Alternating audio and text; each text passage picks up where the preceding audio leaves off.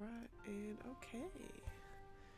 Hello, hello, everyone. For day, I've got some Rice Krispies and milk, which is why I'm gonna be crunching and munching shortly. Day 75. Of Naruto goodness. Let's crack straight into it.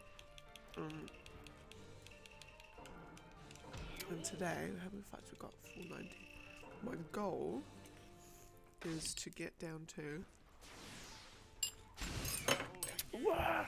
Oh my goodness. I've spilled all my Rice Krispies. Oh no.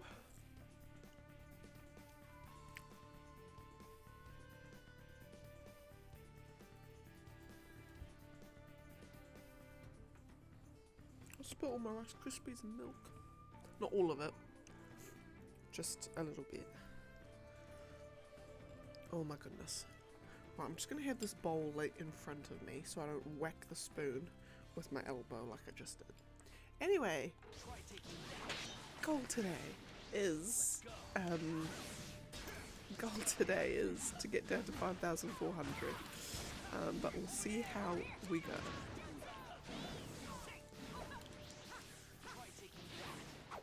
And Suigetsu has a way more normal voice than I was expecting.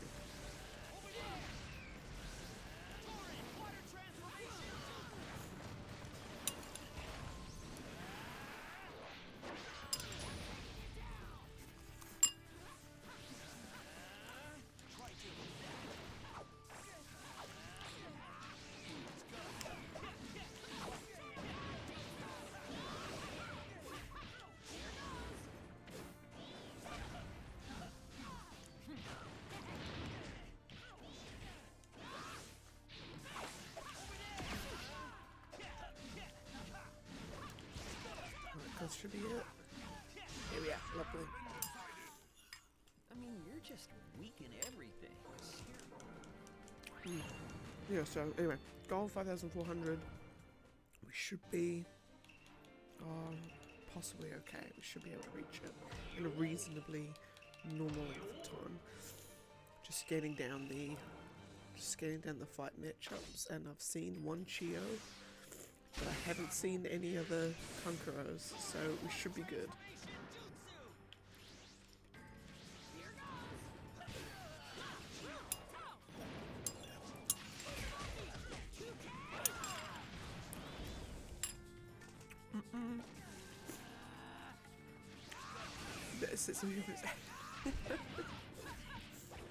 Hey, Michael Rachel, what up?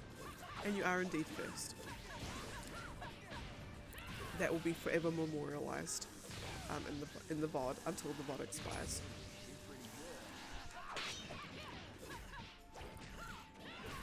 But no, how are you?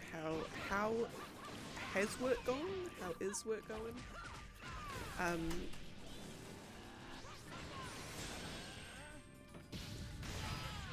Because hang on. So by 2 o'clock, 6. Yeah. Hey, SS Ninja, what up? You are indeed second. You are indeed. How are you?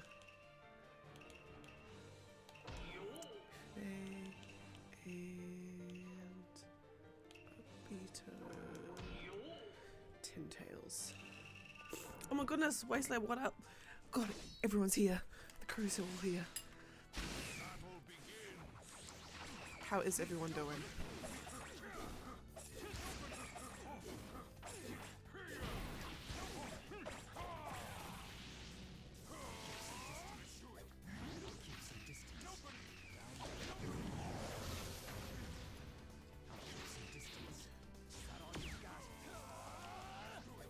There we are.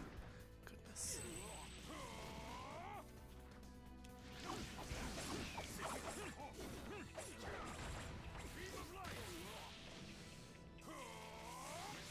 All good.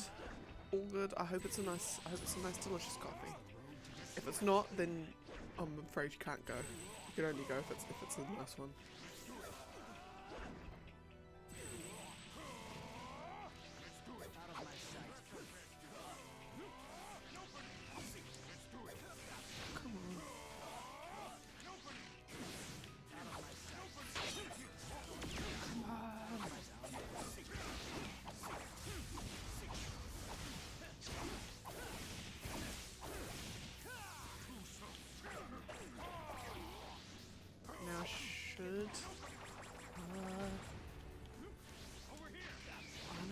supposed to chuck a dash forward.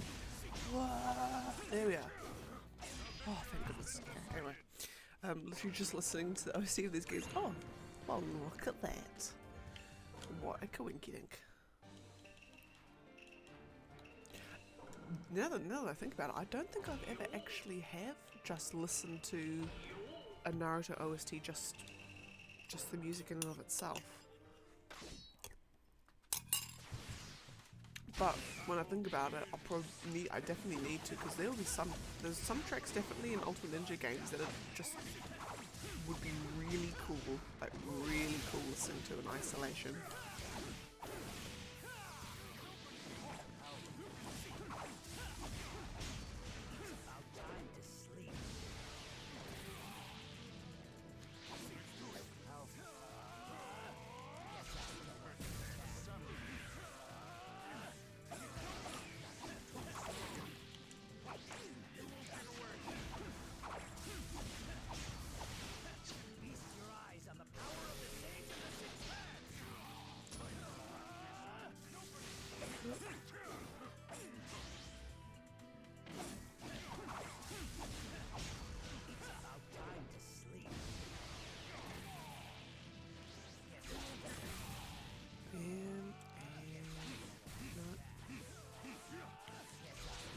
Come on.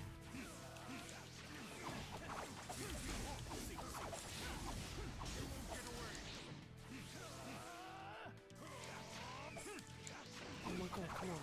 Come on! My goodness, these fights are taking so long. I think it's because I woke up literally 20 minutes ago. So I'm going to blame it on, I'm still a little bit tired. I'm going to blame it on that. There we are, for goodness, beansy Christ. These, oh my god, now my desk is so full I don't know where to put my bowl. There we are. Right, got Sakura and Onoki next, so hopefully this might be a little bit better.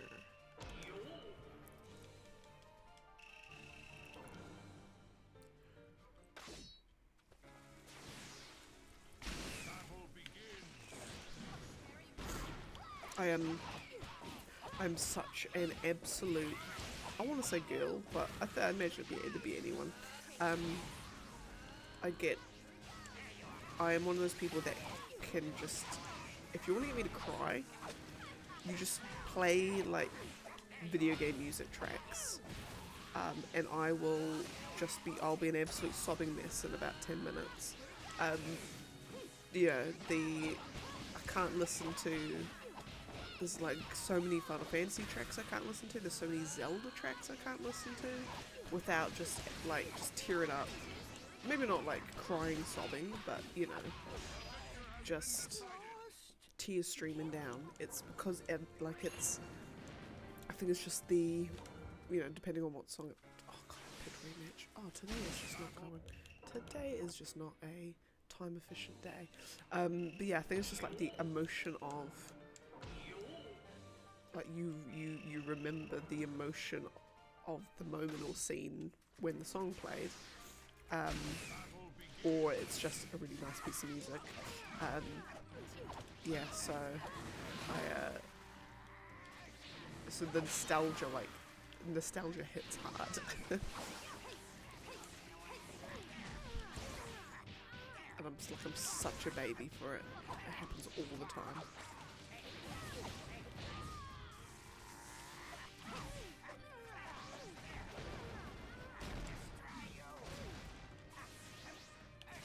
I've wanted, you know, if me and the boy ever did get married, you know, I was thinking, oh my god, it'd be way more fitting to walk down the aisle to like Zelda's Lullaby or something, the orchestral version.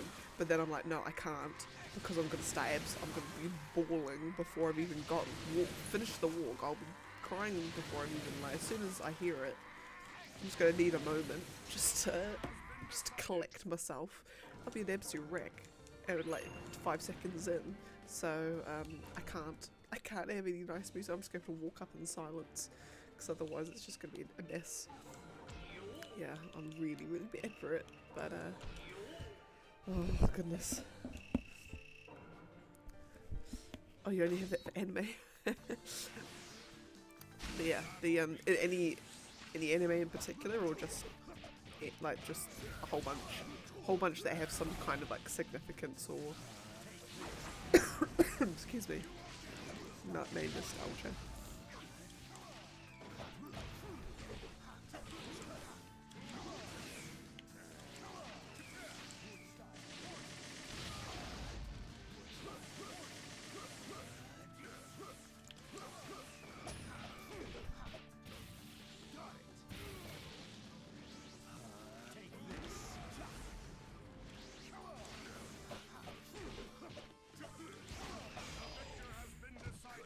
Anohana. It is my duty to protect you.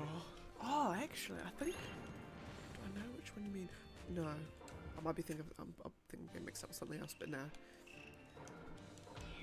Yeah, but is it like me where it's a case of like as soon as you start hearing it, you're just like, and it's like tears starting to form. You're just like, and then you're thinking about all the emotion and all the moments, and then it just makes you like cry even harder.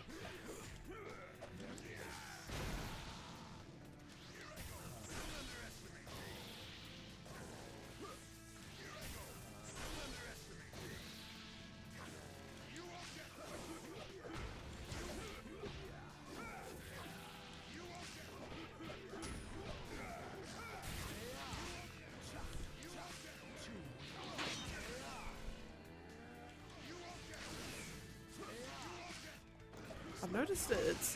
I noticed it a lot more with well, I kind of have like a theory, a theory that and this is on very like I haven't done any scientific research onto this, and I'm probably making a vast generalization that has literally no founding whatsoever, and I could be completely wrong. But I have this theory that people who are into anime, video games, but like more specifically, not your average Call of Duty Joe, but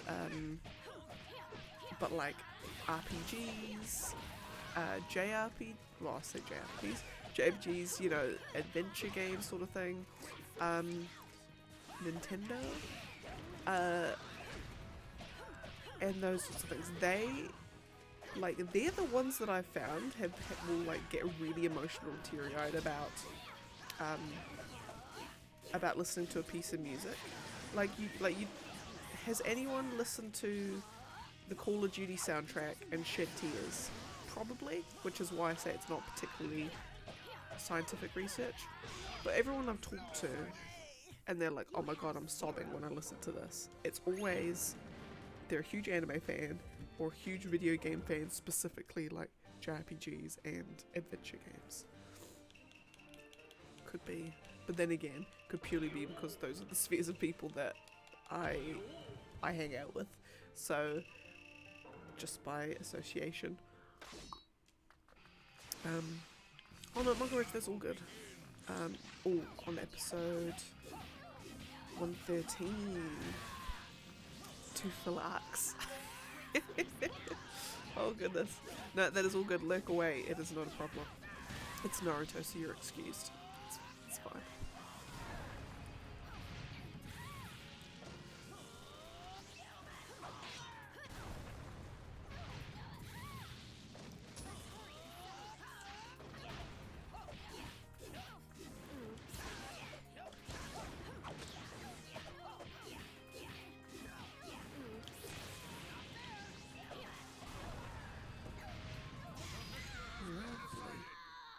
Oh my goodness. Now you're gonna feel my power. No, is that? Oh no, that's right. That's today. Sorry, I just got a notification on my phone for a city to surf thing. So there was a Les Mills has a they've got this thing in town. It must be today. Called City to Surf, and it's a run/walk to places. and you know, you start in town, you start in the city and you walk to the surf. And so at work, there's a couple of people at work that are I wouldn't say fitness freaks, but they go to the gym far more than the rest of us. They were trying to get everyone to sign up for it, and like no one's. I think only like a few people have signed up for it. So, and I'm like, oh, that's right, that's today. So they'll be repping the company. Like 3 of them gonna be repping the company, while the rest of us play video games and do other things that isn't physical exercise.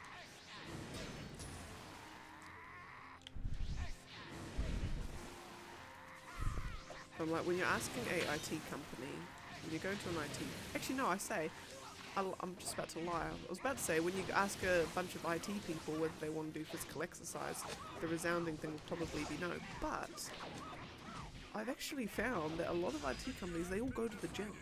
It's weird. Yeah. Anyway, other than Overwatch, you ever played multiplayer games? Neither. TBH. Neither. I'd say the only multiplayer game I play religiously is Final Fantasy XIV. And even then, the multiplayer aspect of it is probably the one I least do. And it's got really, really good matchmaking for dungeons and trials, so you're not, like, it is multiplayer, yes, but you don't need to know people in real life to have fun. But then beyond that, like, that's it. I actually know, I play a little bit of Destiny 2, but then again, the PvP is not at all, PvP is not something I really touch unless I've got a quest that I need to do PvP fights for, but I don't necessarily have to win.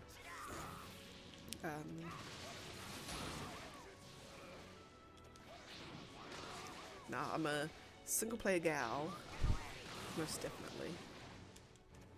I remember, oh god, how long would it have been ago? It would have been like about like maybe 10 years ago? No, 8 years ago. 8 years ago, where suddenly this big thing about like single player games are going to be a thing of the past. You know, it's going to be multiplayer forever, and every game is going to be a multiplayer game. It's going to be amazing. And I was just like, I think you underestimate the power of a really good single player game. And then lo and behold, some of the greatest games ever are single player games. Yeah, you've got Witcher 3, you've got like the rebooted, the God of War sequels. You've got, you know, all of this Final Fantasy 16. Even though it's not even out, I'm gonna say it's gonna be one of the greatest games ever. I mean, to me, anyway. You know, Breath of the Wild, all the Zelda games, they're all single player, like, you know, it's fabulous. Yeah. Soundtrack. Oh, the Minecraft. Yes, I would actually fully agree with you there. I think like when I play Minecraft, like just chuck it on every now and then just to keep chipping away at my giant castle. Yeah, and then when like the OG tracks come on, and you're just like, it just instantaneously you feel like you've been transported back in time.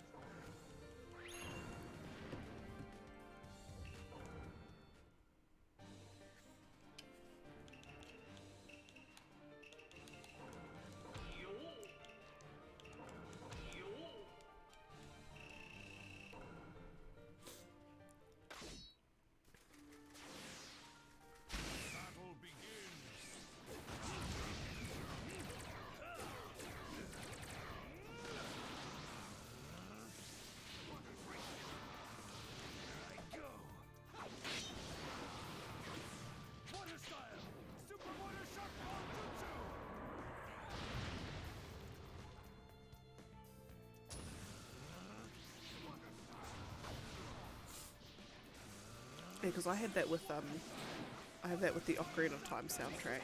Every time I listen to that, suddenly I'm 5 years old again. 5 years old playing it, and it's just, yeah, it's cool how music has that ability, I guess. the ability to, you know, teleport you in time, or yeah, make you feel emotions that you haven't felt in a long time.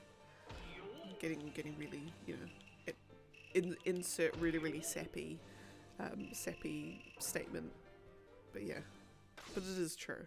Like, I remember going to a Zelda concert in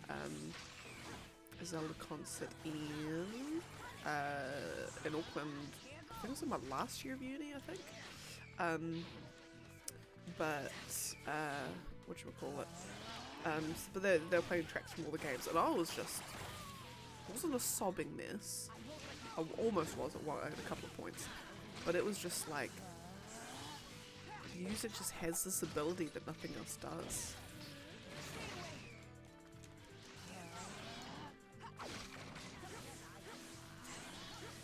And as someone who's never really, you know, like as someone who's would be happy, like I can happily play a game in complete and utter silence, as in like fully, like if the game needed to be muted for some reason, I'm perfectly happy playing it.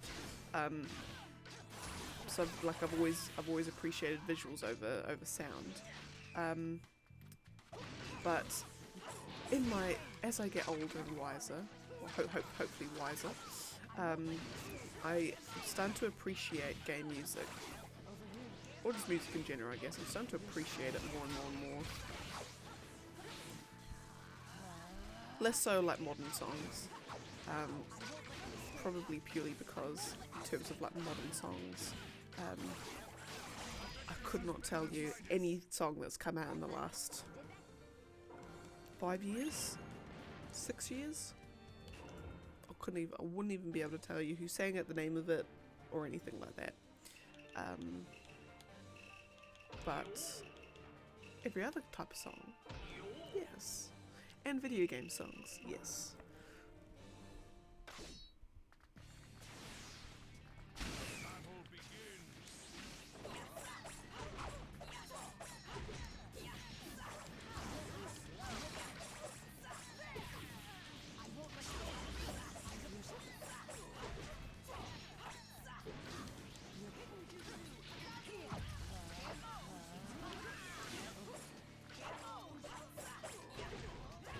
And also, I think video game composers oftentimes, like, I think because of the like, oh, you're a composer for a video game, or a video game company, I do genuinely think that video game composers should be, like, when, you know, just in the general music industry or sphere, video game composers should be able to sit alongside like other normal composers. I do genuinely think that. Like, I genuinely think that in a lot of ways, a lot of video game music is better than normal music. And in some ways, the way that they're arranging or composing the songs is, what am I trying to say? Like, not like there's more thought put into it as such, but in a lot of ways, everything is far more. Every piece has far greater importance, I guess.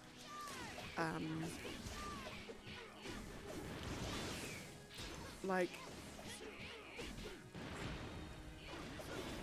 it's, what am I trying, like, how do I word it? It's kind of like, you know, a song in a video game soundtrack has a purpose for being there. It is trying to either evoke a certain feeling. If it's a character theme, it needs to, you know, and basically embody what that character is musically. You know, a lot of times when you've got like a game theme, you need to, oftentimes it'll have like motifs from the game in it, so there'll be almost like recognizable elements all throughout. and it just, I don't know, it's just better. It's just better. Yes, and exactly, they have to be able to be listened over and over and over again without like, oh my god, shut up. And also there's like this thing where they have to be designed to, so your focus is still on the game, not on the song. So they also help when you're trying to just like focus it in work. Play video game music because it's designed to be able to let you still focus on what you're doing without taking up your brain's attention. But then when you listen to the song in isolation, when you actually focus on the song itself, like it even be even better when you watch like actual music composers and, you know, producers, everything break down, you know, what the song is or what it's trying to do. It's incredible. Like, it is absolutely incredible. There's some FF14 music analyses that are incredible. There's for the Kingdom Hearts fans in the room, the 13th Struggle, specifically the version that plays when you're fighting Axel, right at the start of KH2. Like, there's a guy that broke that song down, and it was incredible. Like, it was amazing. Like, actually, when you sort of put everything in context, you said like it's a song about having control taken away from you, and so like the way that all the parts of the song have been arranged, and even the instruments being used, and all of that sort of stuff, is kind of just builds this feeling of unsettling kind of thing. It's yeah, and it's just a great song in general. So it's just video game music. Just like, I'm sorry, grannies, can like every category be about video game music, and like one category for every other track music out? That would be a better one, TBH. Or you just have a completely different. You don't have the Grammys. You have the whammies, vannies. Something, and it's just for video game music.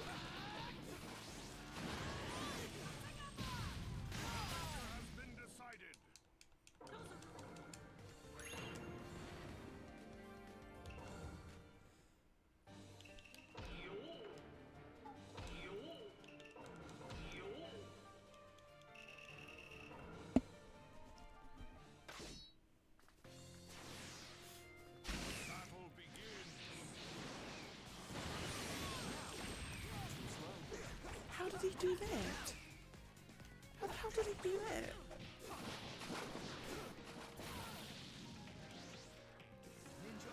Okay, hold on. Next time I play as Naruto Toad Sage mode, I need to find out how the hell he just did that bit with the Rasengan barrage where he just keeps going and then spins around and does it. See, I'm like 5,700 fights in, and there's even still things I'm only just finding out about this game.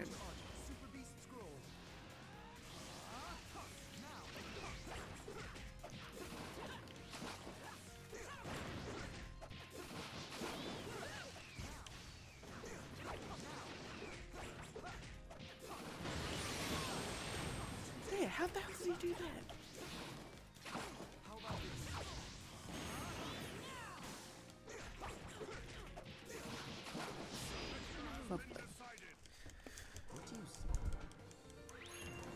Yeah, first vid game, Civilization 4 in 2011. Ooh, I need to check that one out then. I don't think I've listened to that one.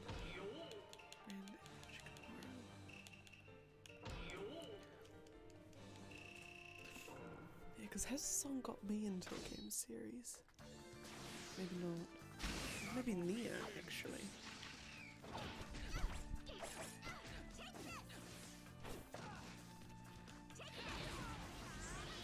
Yeah, because I know that now, is that the Grammys that they now have a full-on category. for video game music, or video game soundtrack, I think, just as like an overall thing. And Assassin's Creed Valhalla won last year, much to the ire of many people.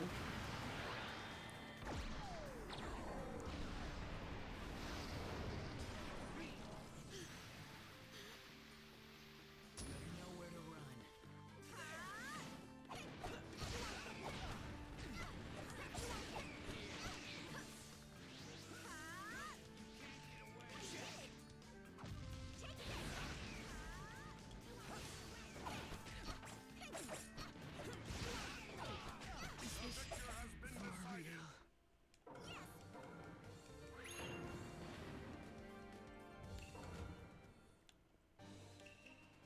Yeah, because I think, actually no, yeah, I think the soundtrack or song that got me into a game series would have been with the first Nier, is because I was watching a video about, I can't remember what the video was, but they mentioned sort of like the main, like the first sort of overworld theme of Nier.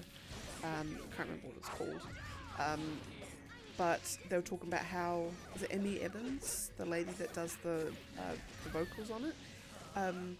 They created this, I think they called it chaos language, where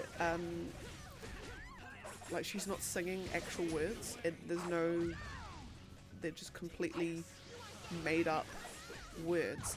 But it's been, I think like the reasoning behind it was, because when you listen to it, you're like, oh, she's singing Japanese? No. German? No. French? Oh, hang on, no, that's English? No. Dutch?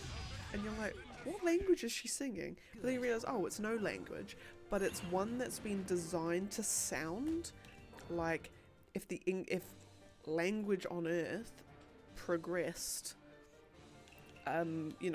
what would language sound like in like 1,000 years? It would probably be this weird mishmash of a whole bunch of different languages and like the sounds that they all have. And so you're listening to it, you're like, it sounds like 20 different languages all in one. And that's probably what language will be like, in 1,000 years. And I just think that that's incredible. The fact that they I don't know if they actually like wrote out a language for it. Or she's just literally making it up as she goes. I listened to one guy and he was saying that what it actually lets them do, or lets her do more accurately, is all the songs that she sings for, she can actually, the emotion that the song needs to convey, or that she's trying to convey in the song, she can just manipulate. She can use whatever sounds she wants to use from words to help with it. So if she wants to, like, if it's a more like serious, like hardcore girl, she can use sounds with like a lot more like hard edges to them, like a k and a d and a t. Whereas if she's if it's a softer song, she can use sounds and words that have like sound more flowy and softer, like for and so and shua, all these sorts of things. And I just think that's just the idea, like as an idea of even what to do with the game's music. I was just like, oh, I gotta check this game out. And then I think I was at an indie game somewhere and there was a bargain bin. They had a bargain bin, and they had Nier on the 360. So I'm like, oh, wasn't that game that they were talking about how great the music is? Gotta check this out.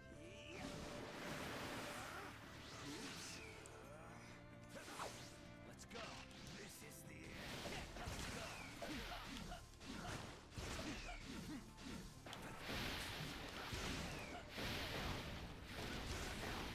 And then, when I did, I was not disappointed and was not expecting that game to be anything like it was, but I was oh so pleasantly surprised.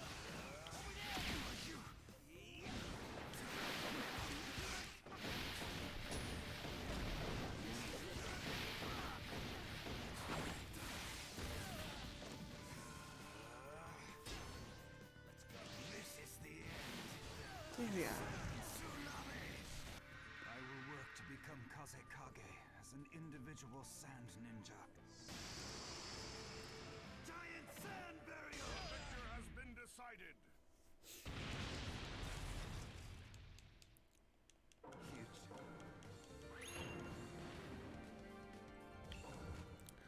Right, now we've got Sasuke, Mangekyo again, and then Tamari.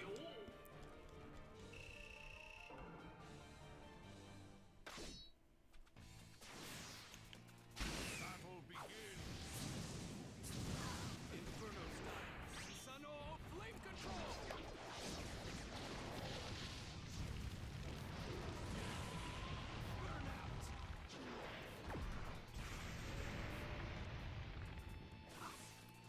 Right here.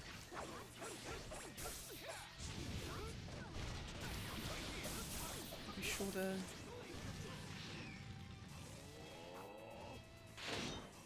Because I'm not emotionally ready for what's coming next. Oh.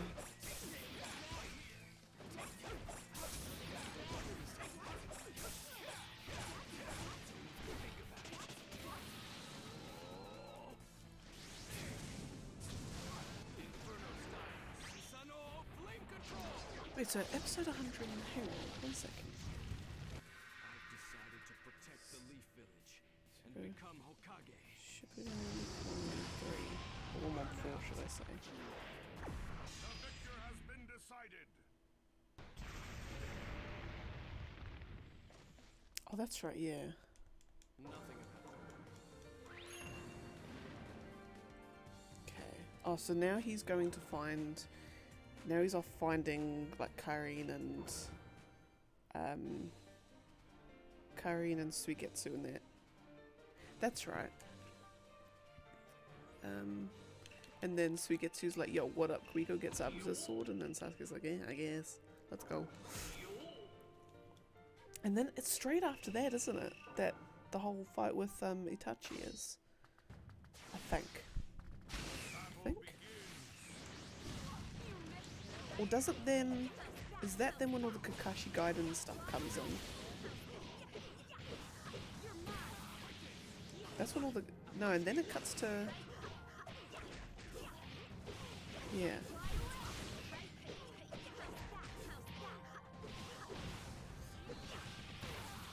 Just trying to think. Hold up. Just going like... Just skipping... Just typing it in Google Images. Like in like 5 episode increments. Oh no, then it does start the pain arc. I think.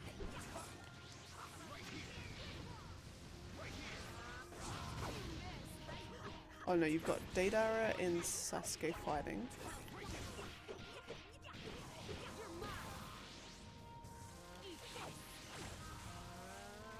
If I then skip to episode 130. Oh yeah, no. So I think it's episode 130 or 131 that yeah, 131 is when he goes into Sage mode.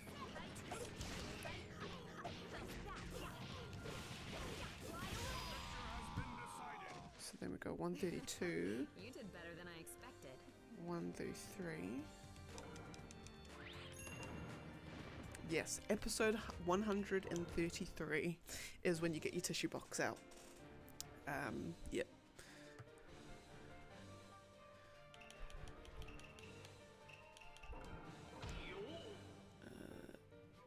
Naruto and Sasuke.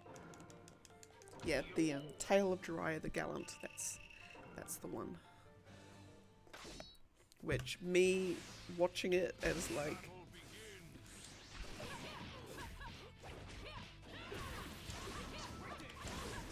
If you haven't already done it. Ooh, Sasuke versus Neji. Any like young Neji and Sasuke or like Shippuden Neji and Sasuke? Because I can see after this I'll see which one I haven't done.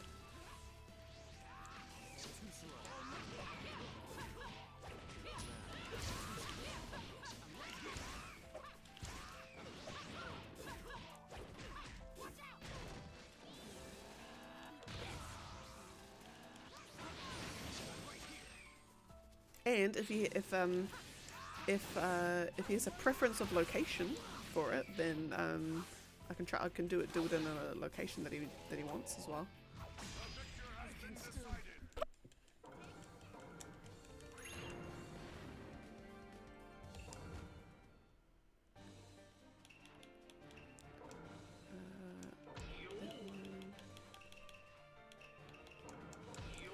Right, so I'll just do this one, and then I'll just have a quick squiz if I've done, which I feel like I haven't.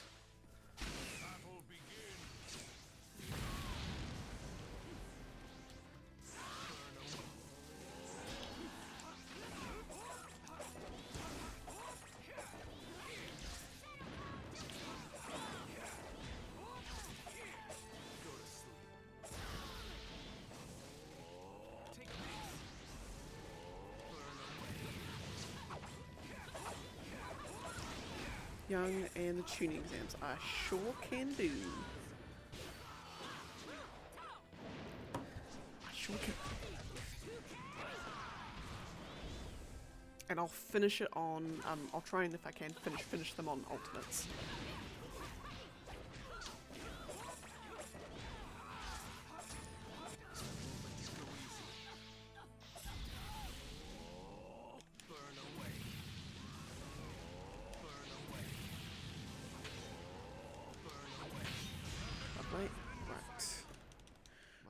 Ho ho. For my sins isn't over.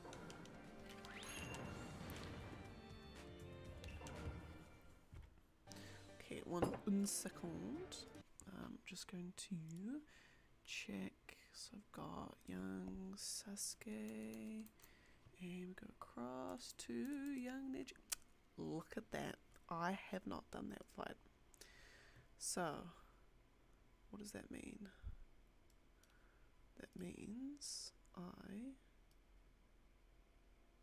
can do that, most definitely. Righty ho. So young Sasuke, and I'll give him Chidori. And young Neji. And tuning exams. Ooh, we'll go final stage. Oh no, yeah, because the stadium, that's it, yeah.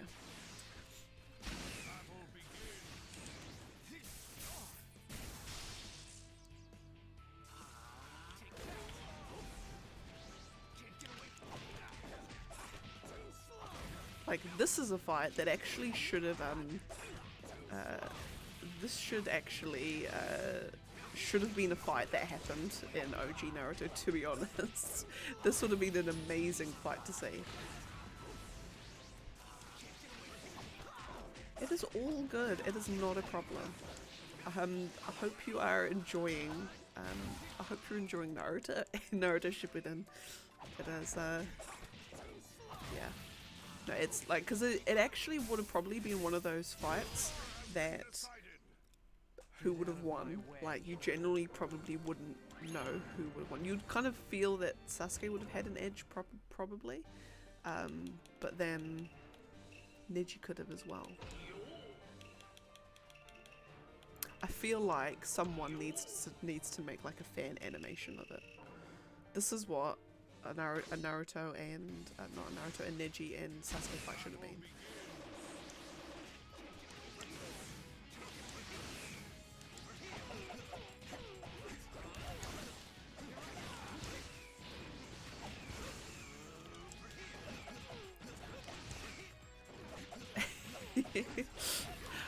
I'd say, so my favorite kind of change, it changes every day that I'm asked because I think about them differently, but I'd say Sasuke is probably my favorite. Actually no, I think I tie between Sasuke and Itachi as my favorite, but then Neji is then the close second, or third.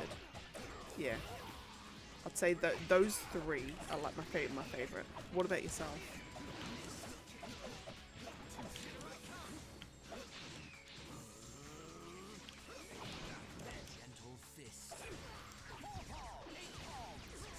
Kakashi, nice. No, Kakashi's one of those ones that like I saw, I'm like, oh no, he's really cool, and then I'm like, oh, is he really cool? And then now I'm like, yes, he is really cool. He's one of those characters like when Kakashi gets serious, you're like, oh damn, he's gonna pull out some amazing stuff. All right, I've done the Sasuke and Neji. Right, now we've got Naruto, Sage. Oh, this is gonna be a law fight right here.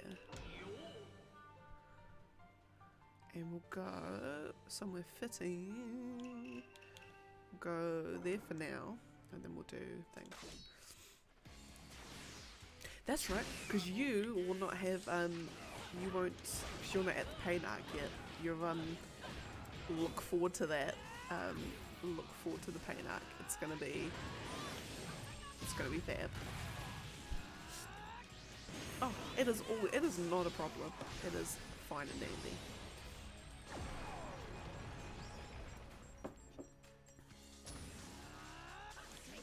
If he has any other requests, let me know.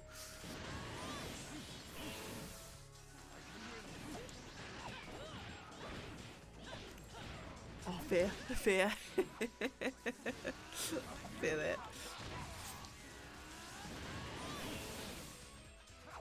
Yes, especially because this fight's a little bit of foreshadowing.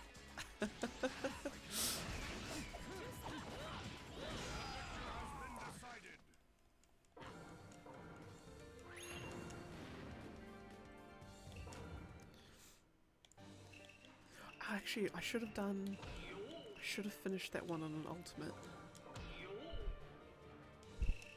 I'll try and finish this one on ultimate, see if I get it. I should be getting a special cut and image on this one.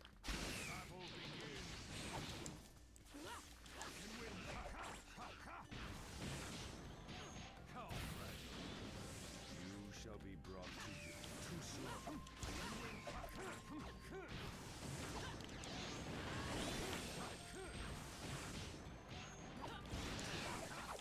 You know what, I do think, when I think about pain, You shall be brought to you. it is a little bit weird using your friend's corpse to fight with. It just feels a little bit... like it's just a little weird. Just a little bit creepy.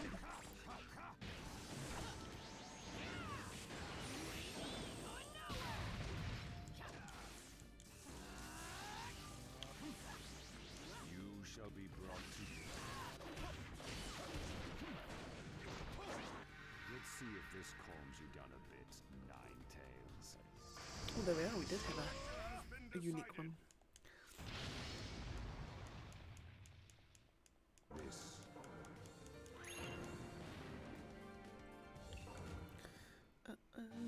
Alright, I've got B and Hidan.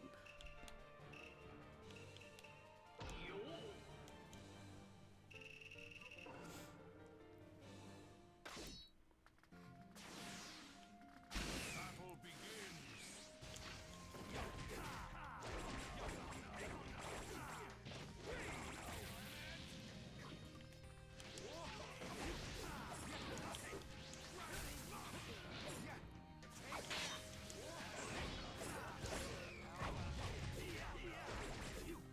Sting it to the beat of the killer bee.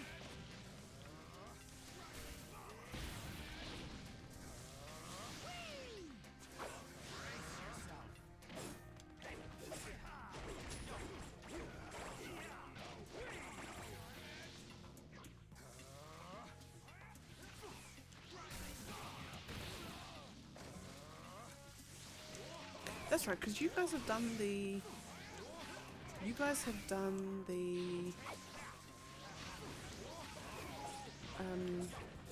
you know, you will have done the Kakuzu and Hidan arc.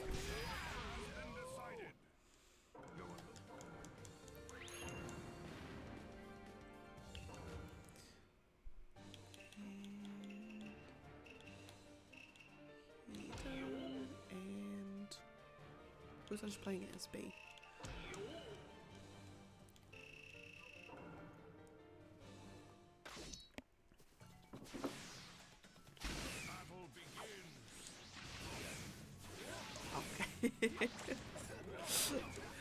who it is. Yeah, the okay.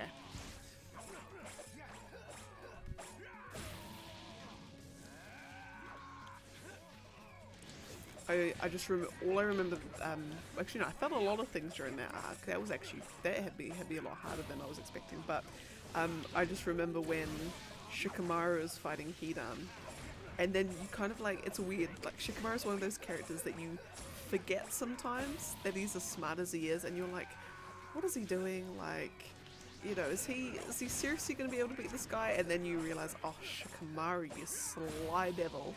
Oh, you sly little devil, you. And then just the whole luring Hidan into the forest. It was just, oh, Shikamaru. He's just one of, and then you remember, oh, that's right. He's actually kind of amazing. my feelings on Shikamaru always gradually improve over time. Yeah, hey, text file, what up? I have been very well. What about yourself? How has life been treating you? Have you been staying well? Have you been staying safe?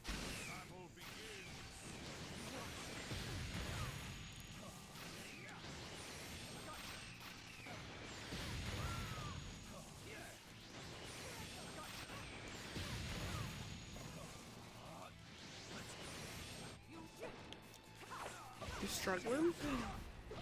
Is there anything that we can either give advice on, or is it if you need a vent away?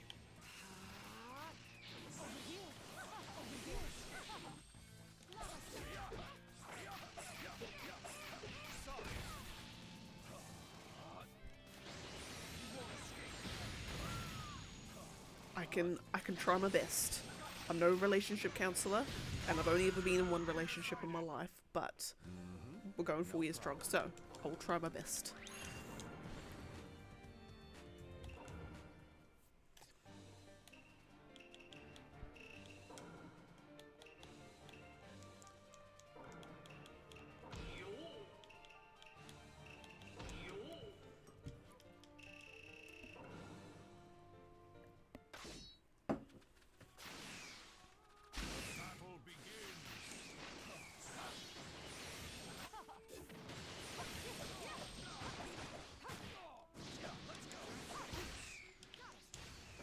How'd you get someone?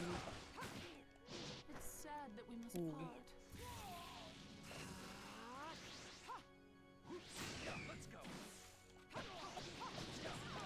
As in...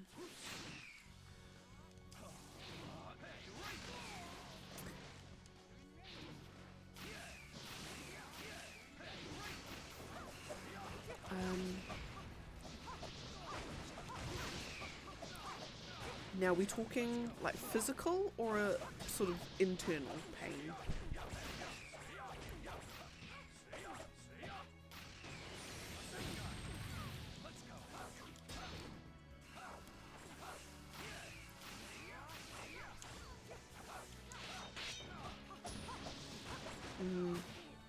Really, really good question.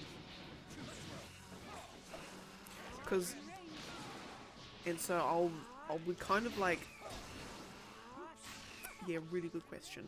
Because when it comes to, so, you know, so I've struggled a little bit with stuff in the past, and what I found was,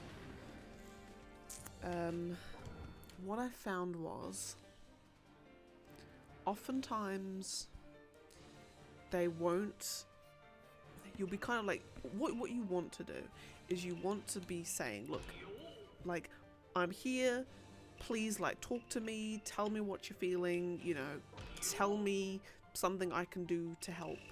And you want them to be like, great, here's what I'm feeling, can you please help me with this, can you please do this, blah, blah, blah, blah, blah. That's what you want to happen. But a lot of the time, they will be feeling, that, oh no, they're just saying that, or they're just saying that to be nice, or they don't fully understand what I'm going through, so how could they possibly know how to help? And it's like this, deep inside they want the help, but then at the same time they'll be trying to rationalize in their mind that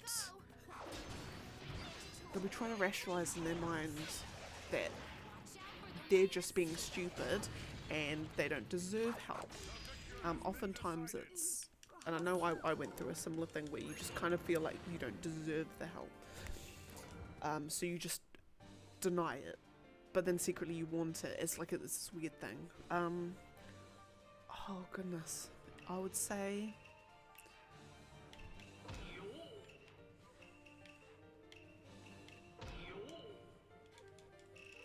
probably say the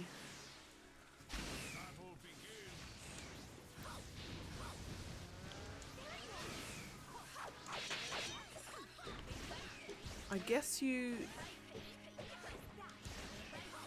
what you do is you yeah, no, it is a tricky one.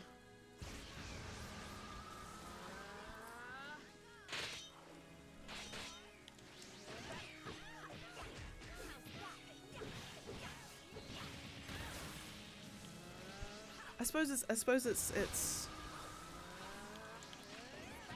her parents don't care about how you feel.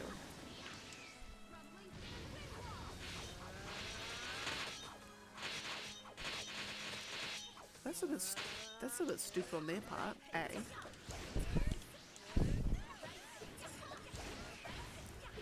I'd say,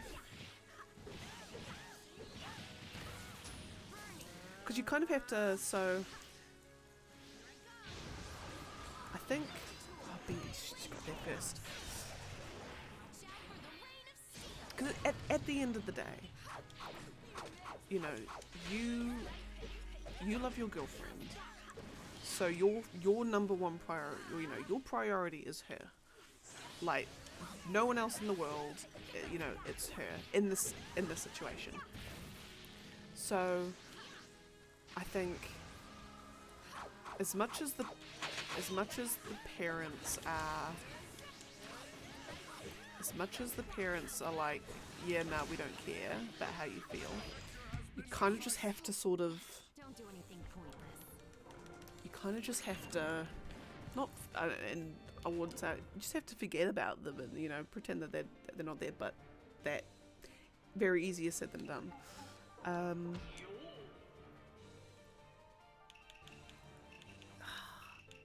You kind of just have to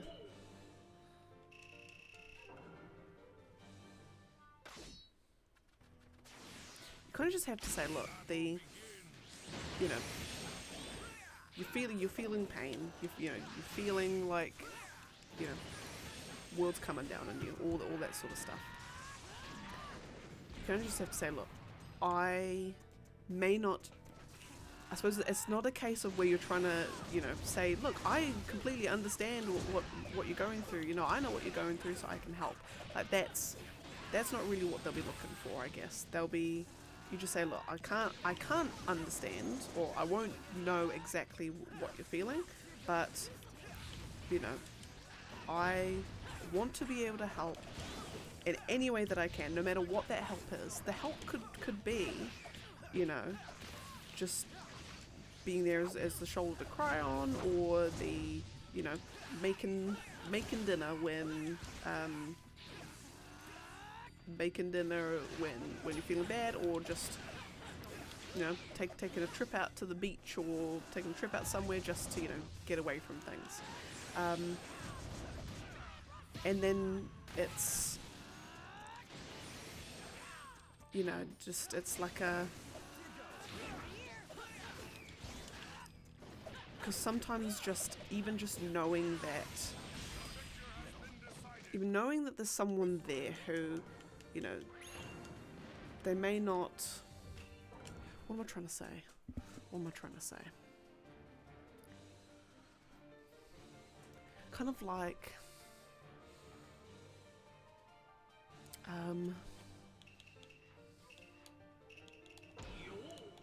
I suppose trying really hard, just like being really sort of not in their face, but as such, but the more you kind of try and have, like, the more you try and actively be like talk to me, tell me what to do. Like the more you keep trying to do that, the more they'll probably start pulling away. So you kind of just have to have like a singular conversation. Just say, look, here's where I am. I want to help because I'm, you know, you're my girlfriend and I love you. Like it's only natural that I want to help. You know, I understand that your parents are feeling this. I understand that my parents are feeling this. Whatever. But just say, look, if like I want to know that you're okay, that I want, you know, I want to help wherever I can. I can't begin to understand what you're going through.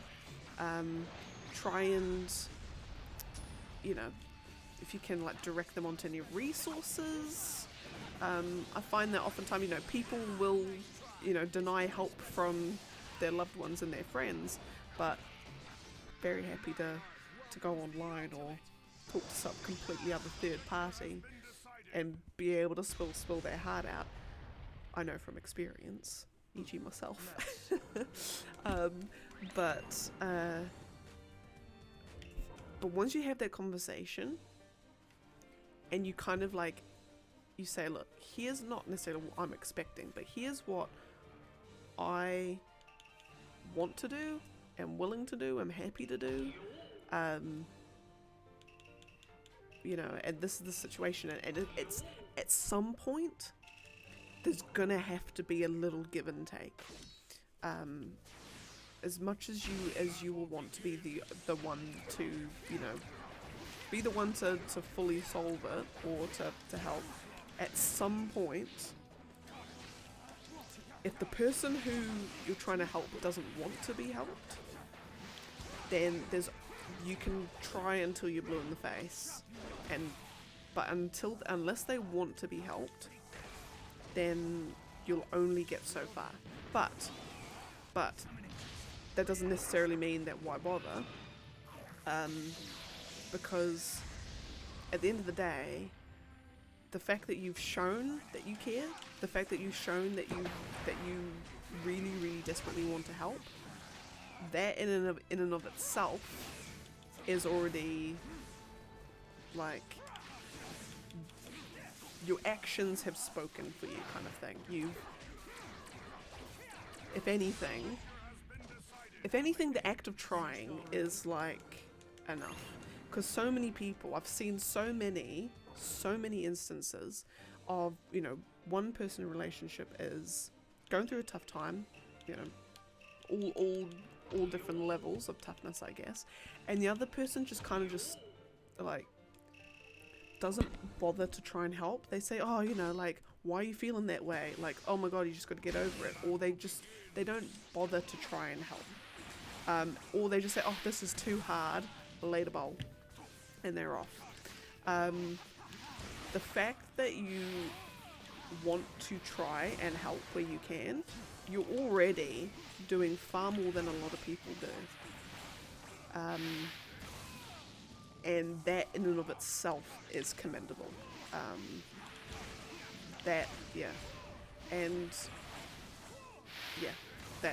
You're already doing way more than a lot of people do. So fantastic. Your girlfriend may not necessarily sort of realize or see it that way, but I'm sorry, I'm going completely roundabout. I don't know if this is helping at all, but like,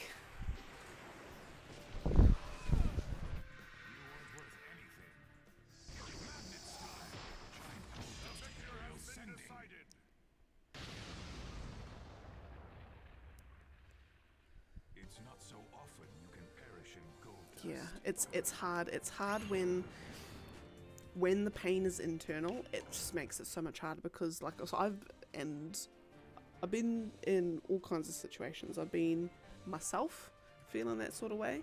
I've got, you know, times when the boy has been going through a rough patch and me trying, like, on the other side trying to be like, please tell me how I can help. I've even had like loved ones, you know, going through a thing, and it's hard. It's so difficult because everything's all mental and emotional. You know, oftentimes it's just like you can't see, like it's hard to know if what you're doing is working because you can't see it. Like, you can see cuts and wounds being healed, but you can't see what's going on in there, so it's just like, you're like, it's just, yeah, it's a really, really tricky spot. I think at the very least, and I don't know how, actually no, so I was about to say, if it's easy, in terms of like access, or if it's not, isn't going to cost an arm and a leg, if it looks like, you know, you're really truly worried and it doesn't look like anything you're trying to do is going to be working, I would recommend either directing her onto like I wouldn't say like a therapist or anything, but like, because they are just absolutely, I don't know what prices of them are like over there, but here, like, it's like $180 an hour. It's just absolutely ridiculous. I don't know how anyone's supposed to be getting mental health help here. But just like something external, something that's not you, not your family, not your friends, not anything, just someone completely external, just to have our chat with.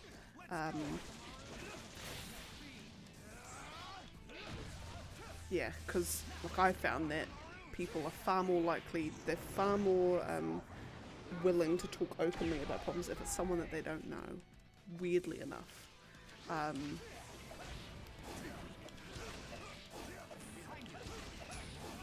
Yeah, and just, yeah, no, and the fact that the parents aren't supportive either just makes things harder as well.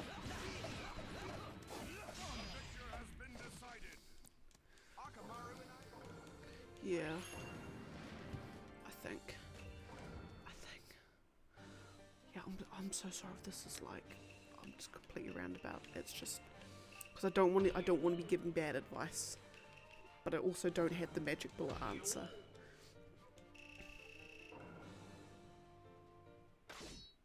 Yeah, so I suppose overall, just have had that conversation. Just say, look, here's what I'm feeling. Actually, no, don't say here's what I'm feeling, because then now you're making, yeah, don't say here's how I'm feeling, because then they'll sort of think they now feel a responsibility, like what they're now responsible for what you're feeling.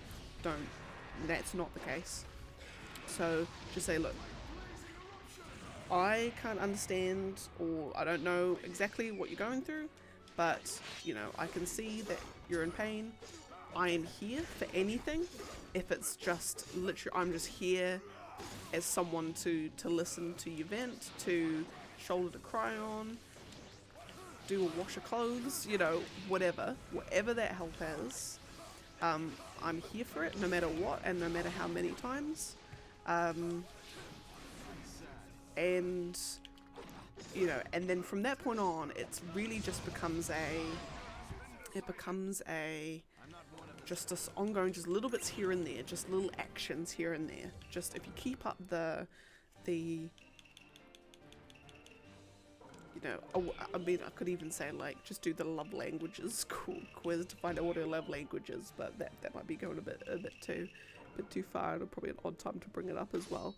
But just, yeah, at that point it just becomes an actions speak louder than words situation.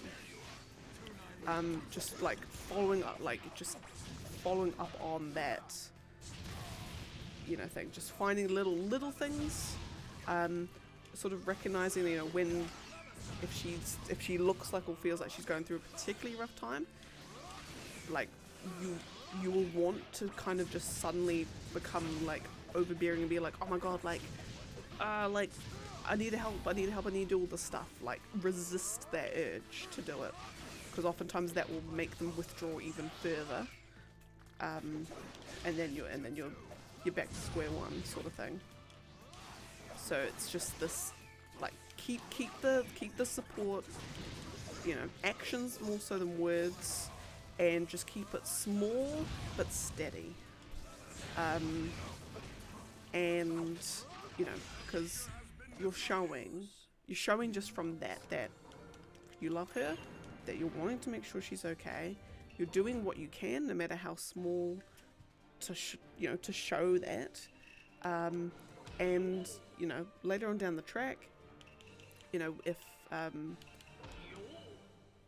you know, if she finds or gets help or from any source, you've shown that you've been with her along the whole way, and not once, you know, and not once have you felt like it's a chore, I guess. And it wouldn't be a chore for you.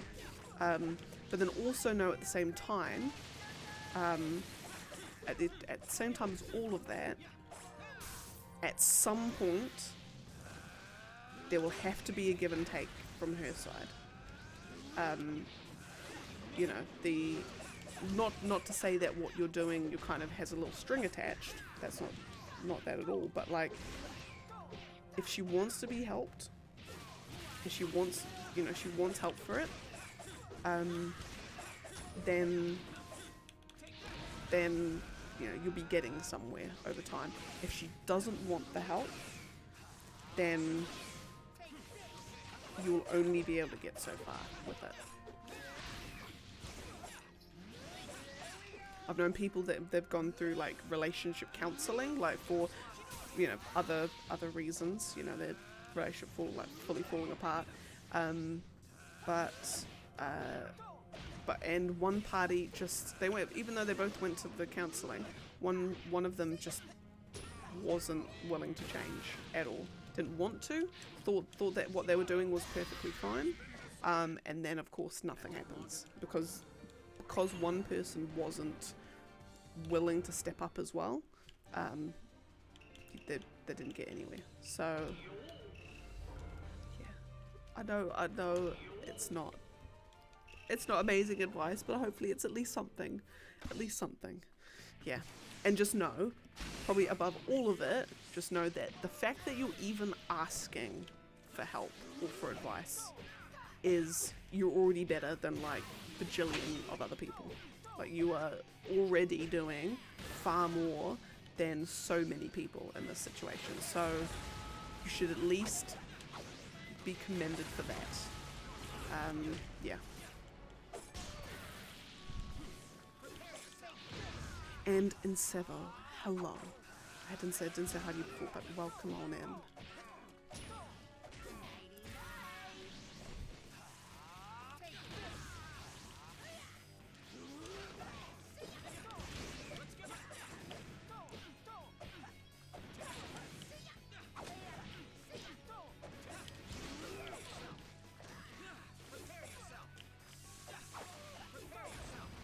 Oh my goodness. Oh my goodness, there we are. Yeah, no, it's, yeah, relationships are hard.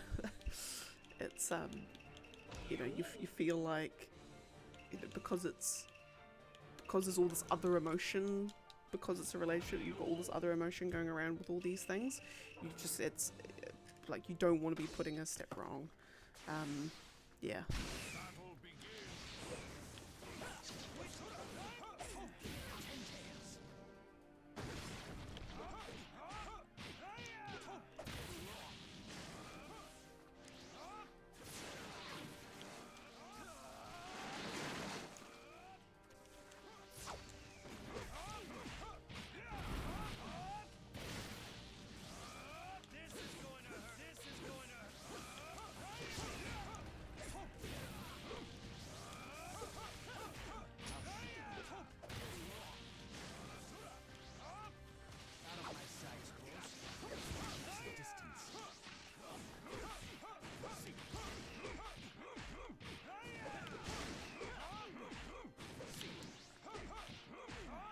And also, actually, now think about it, another thing too, text file, that might help is, and probably something that would seem to be counterintuitive, is if there's any like mental health helplines, hotlines, or whatever, or online things, a lot of the times they're not just for the people struggling, they're also for people like yourself that wanting to help.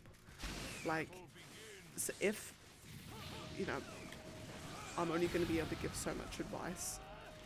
But if you're like, things are getting dire and I really need help, one of like, if you can find some helpline, hotline, website, chat, something, even a lot of time just saying there, like, hey, here's what's going on. They, you know, it's like, it's their day job. Like, they know this sort of stuff inside and out. They will actually be able to help. As well. They should be able to help. And so it's sort of counterintuitive because you think it's only for the people that are struggling, but actually a lot of the times it's also for the other side as well. Like, how do I help?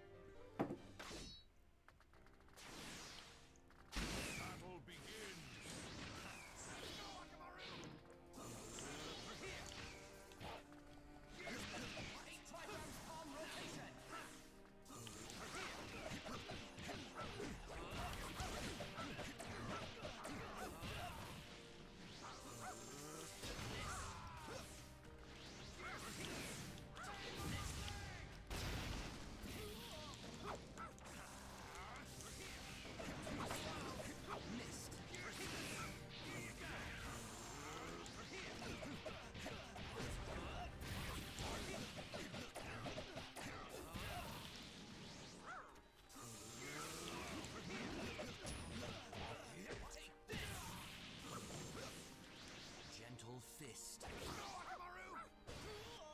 Beans.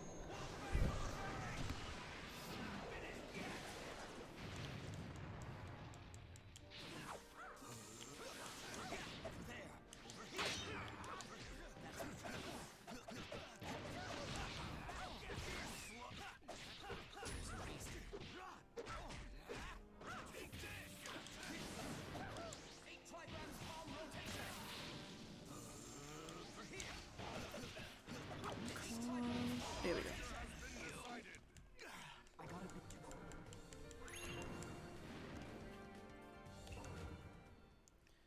I should be at, maybe at least in the 50s. Haven't been keeping track of. Here we are in the 50s, great.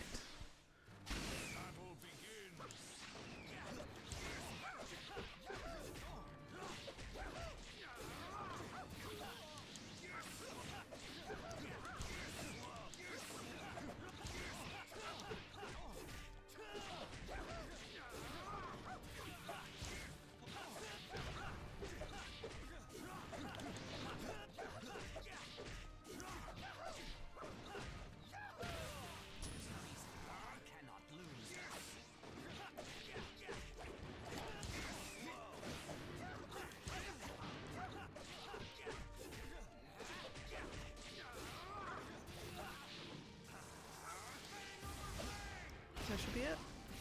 Oh, not quite. There we are, lovely. Right. I might actually update the list because we're actually down to 4-2. I haven't been updating in ages. So we're 4-4-2. Fab. Okay, Cisco turn and Madara reanimación.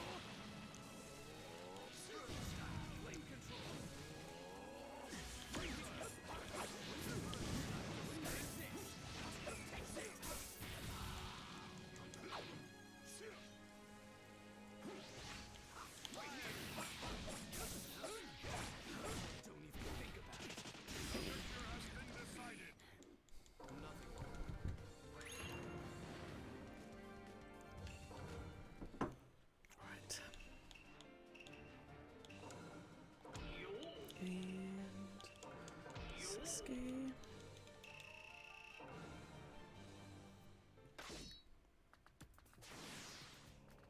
Battle begins. Get lost. Actually, I'm not at. I'm actually at 40. Get lost. Now to think about it.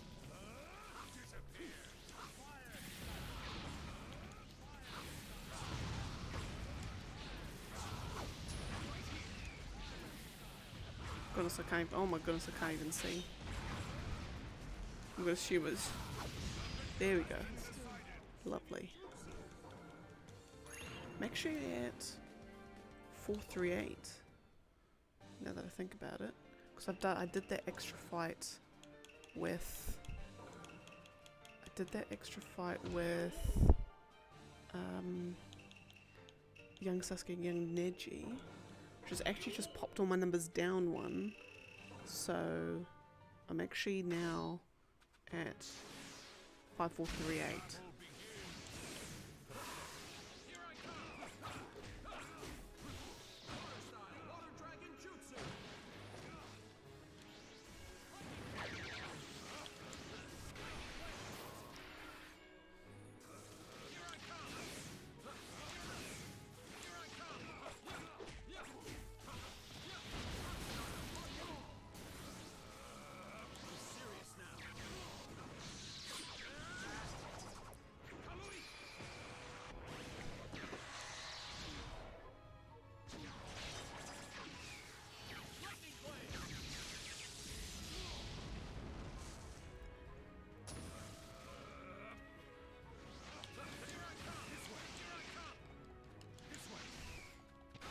Oh, I got him. Sweet.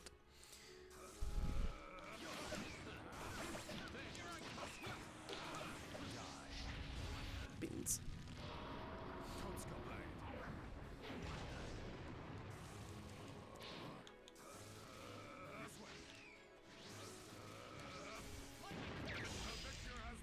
Gorgeous.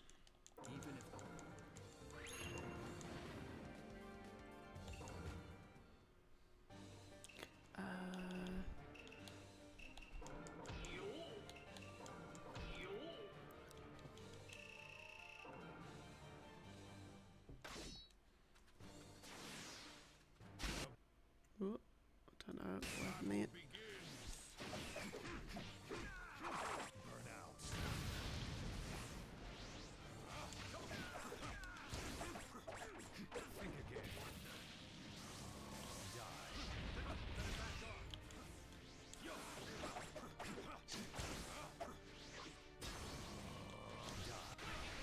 Ouch.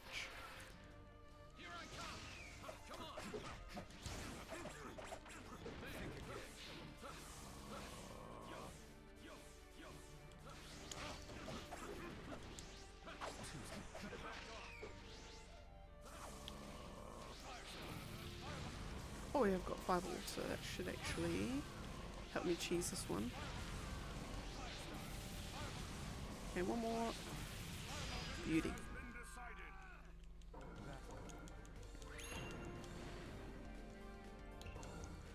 Alright, Iruka and Cup Sage. Ugh.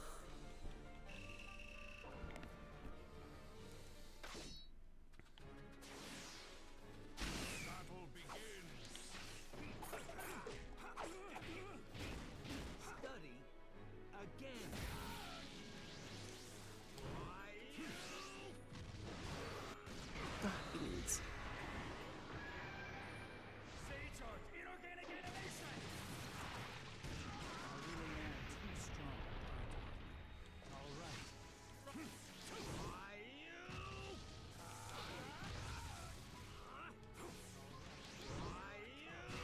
Got him.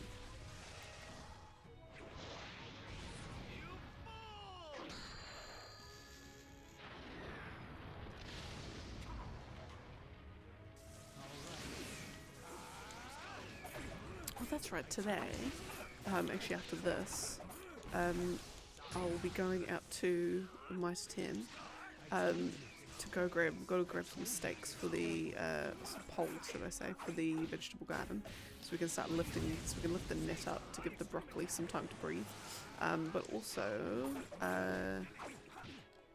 get another light bulb, hopefully for this light in this room. So on my nighttime streams, I'm not sitting in absolute darkness because the light is so weak that it can't penetrate the room.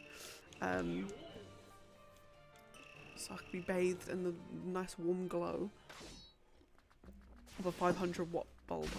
I've got absolutely no idea how, in terms of wattage, what's large or small, but enough watts anyway to be able to be seen.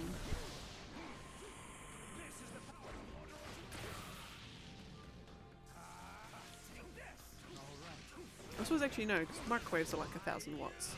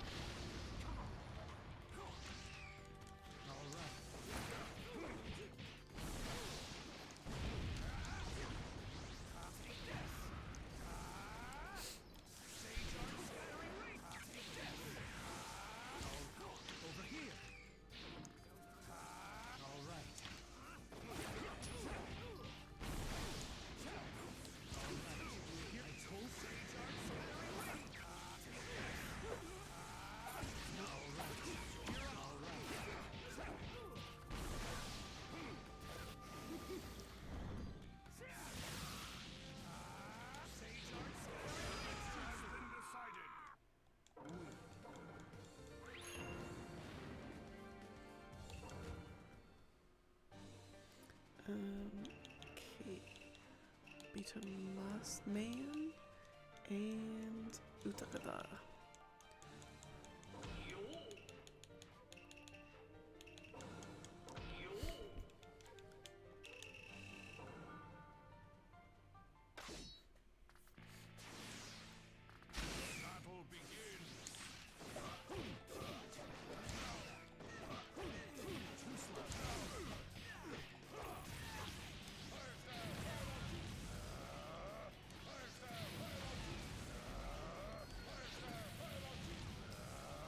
I've noticed that everyone who can do fireball jutsus, their fireballs are all different in the sense that some of them are slow moving, some of them are really, really fast, some of them are huge, some of them are small, some of them can turn quickly, some of them can't.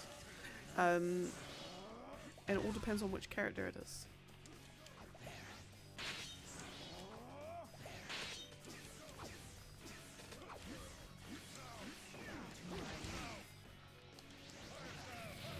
With Itachi and Sasuke having the largest and slowest moving fireballs, I think.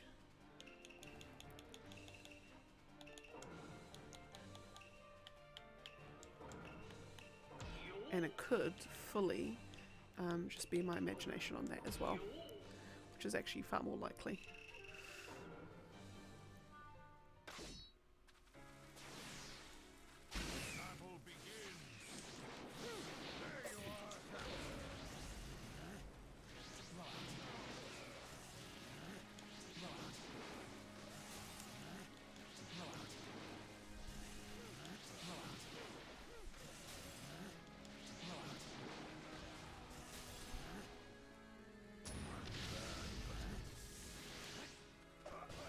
Got him. I'm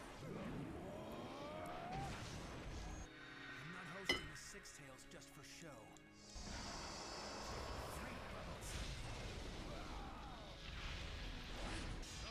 Again, I'm gonna put a $10,000 bounty on whoever can tell me why the hell that's called freight bubbles. That's what happened. I keep mentioning it all the time, but I feel like I need to mention it again. Why the hell is it called freight bubbles? Don't make no sense. So I'm putting a $10,000 bounty. Not actually $10,000. As if I had $10,000. I literally don't even have $10,000 to my name.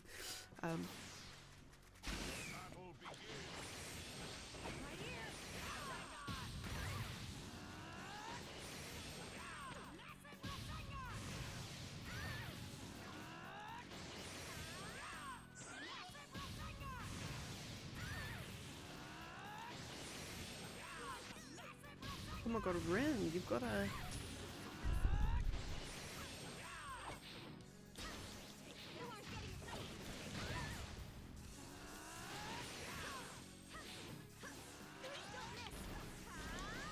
Ah, well it did.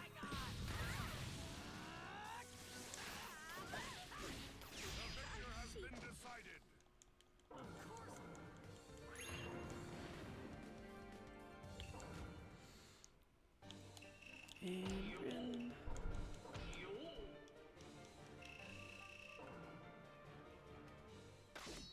Will be 62. Oh yeah.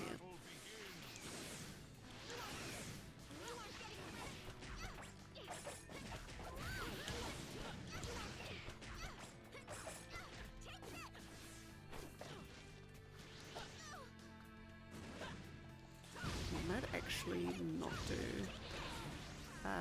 might not do her ultimate.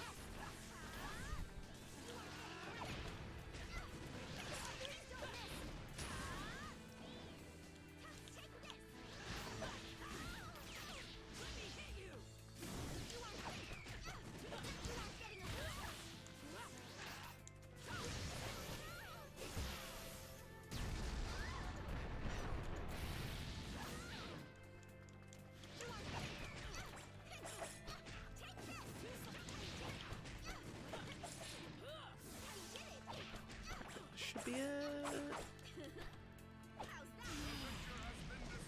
Go. Then we got Kabuto Sage again and Yantamari.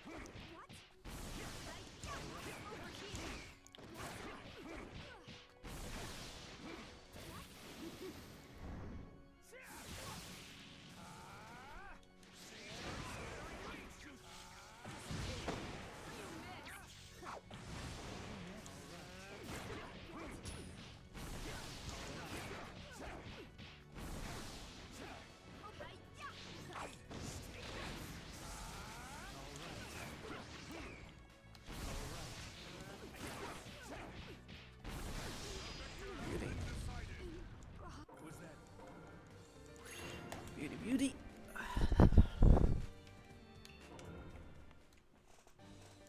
And no, I'm actually gonna do that uniform.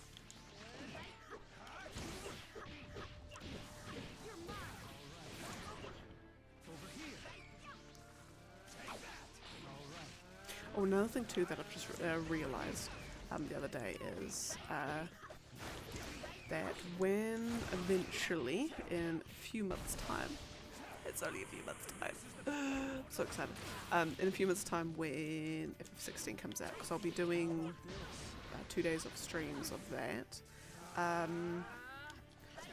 I realised that my current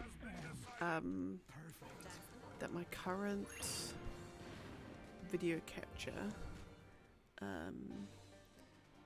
in OBS, I think is the frame rate's too low. So when we're trying to catch FF16 in all of its glory, I'm going to be doing a disservice. So, which means that I need to up my up my video capture things. So what we're doing is, because I've got Naruto technically at 60 FPS, but it is not showing as 60 FPS on anything else. So I'm gonna muck around with some settings for the next few weeks to see if I can get the Twitch capture to be 60 FPS. And if it is, then we know that at least FF16 is going to look somewhat decent when I do play it.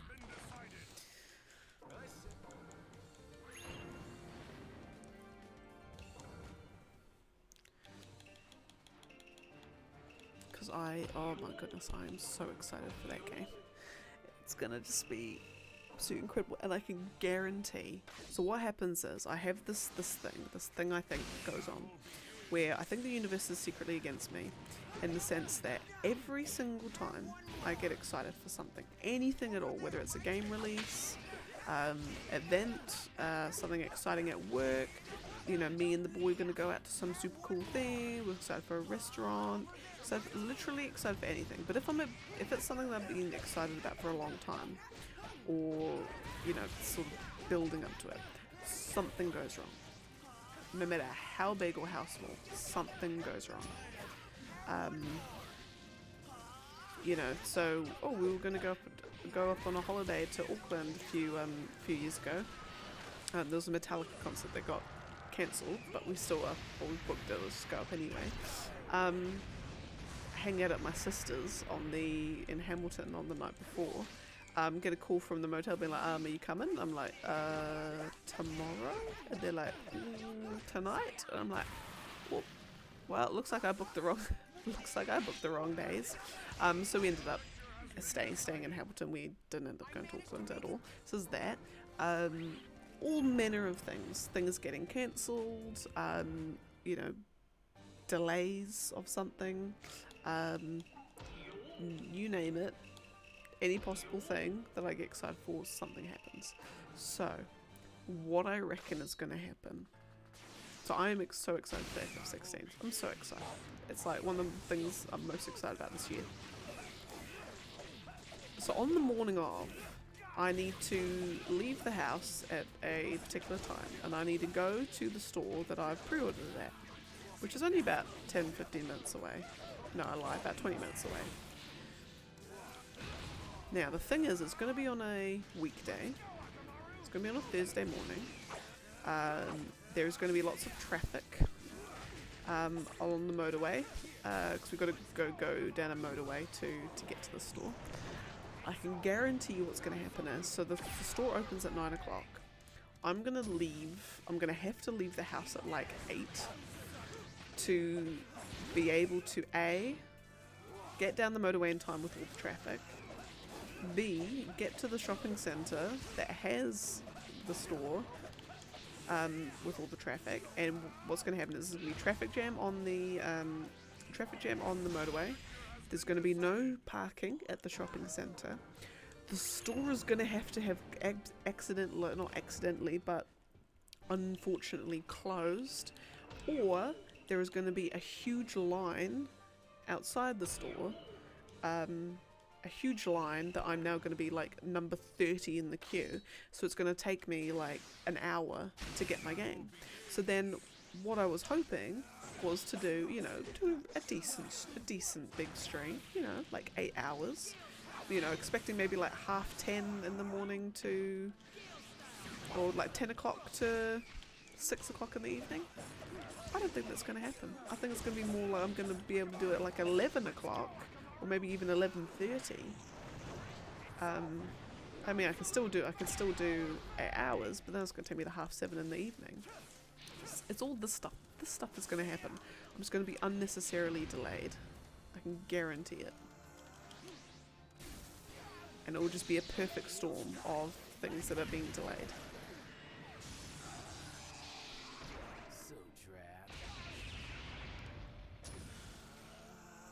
And a similar thing's going to happen for Tears of the Kingdom, which actually I need a pre-order, now that I think about it.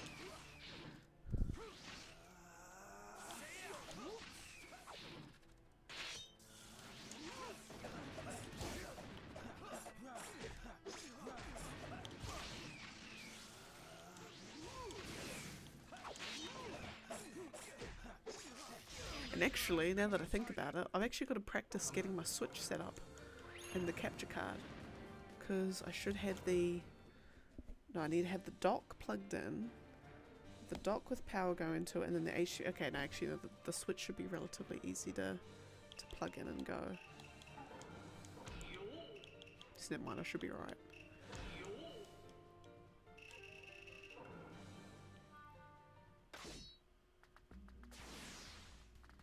But I have also decided for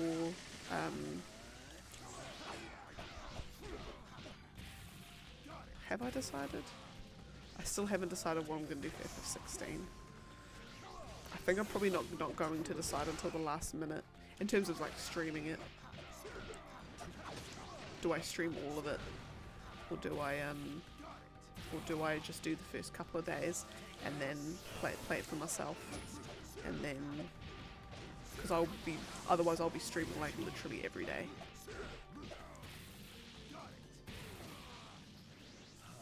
Now's the time.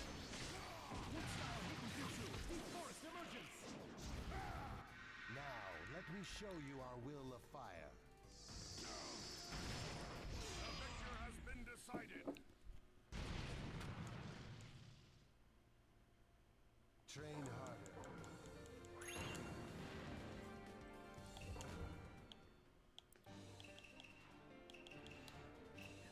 Pain and Hashirama.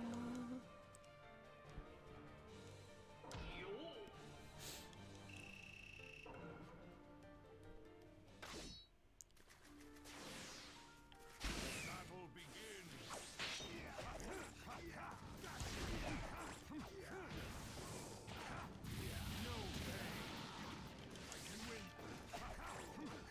Because okay, so my dilemma actually is for FF16.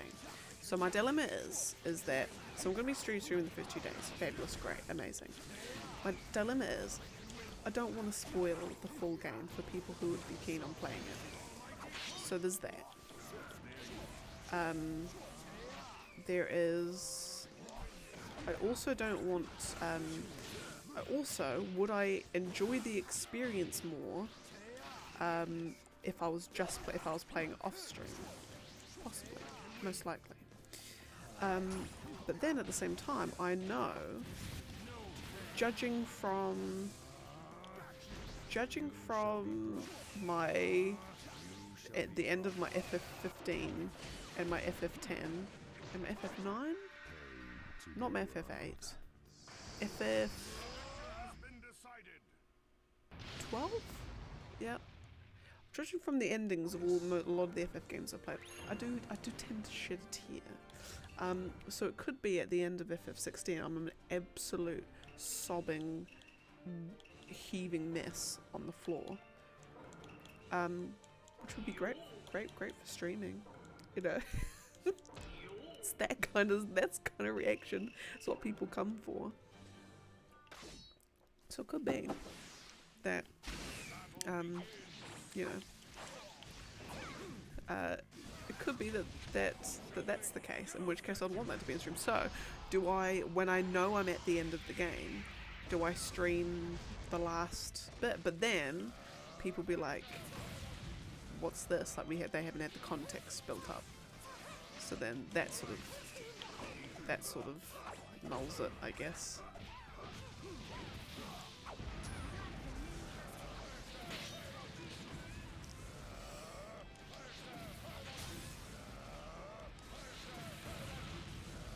And one more. Gorgeous.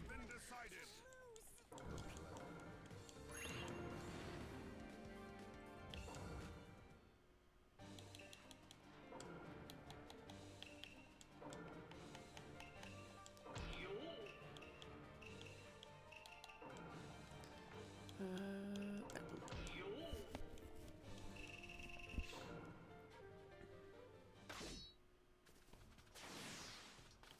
Battle begins.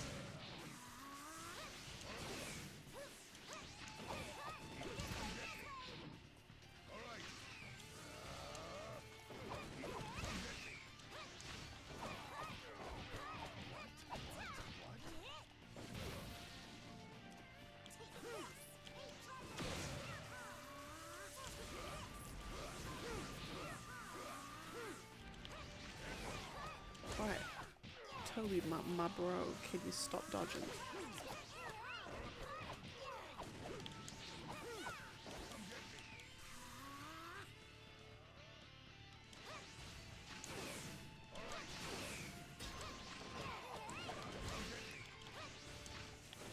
Right, there we go.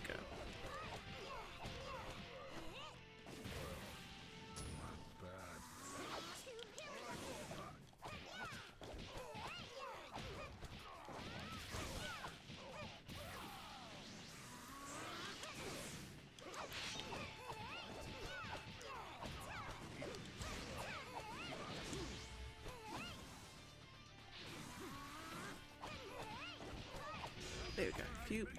Lovely. Okay, now we've got Yamato and Yankagashi.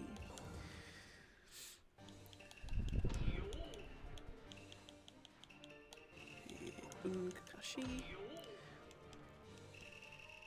Okay, so maybe I won't get to 5,400. That's okay. It'll be pretty close though.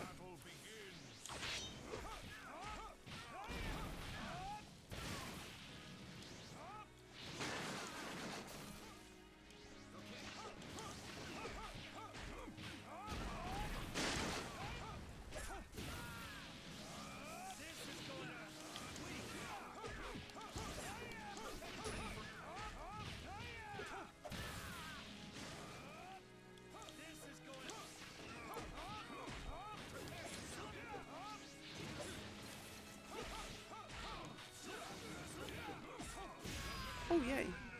Cool.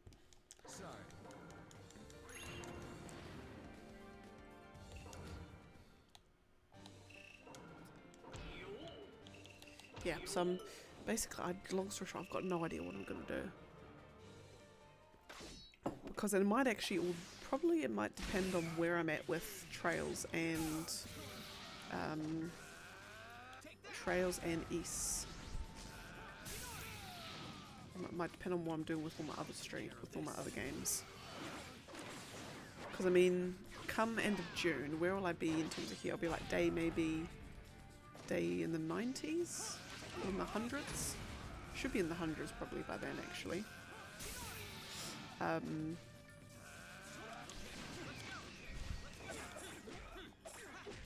Yeah. Should be in Trails in the Sky actually by then.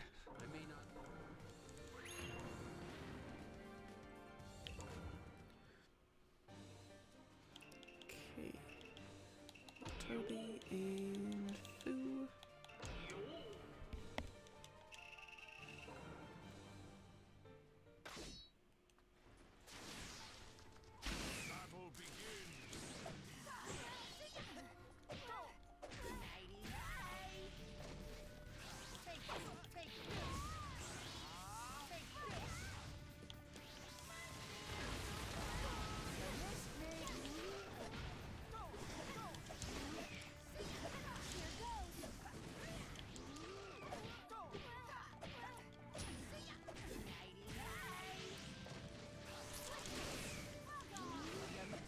Did she say bug off?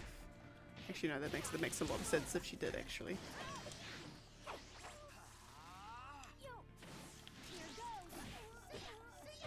Alright.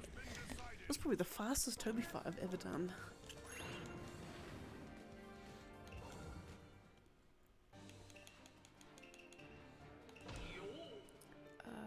And...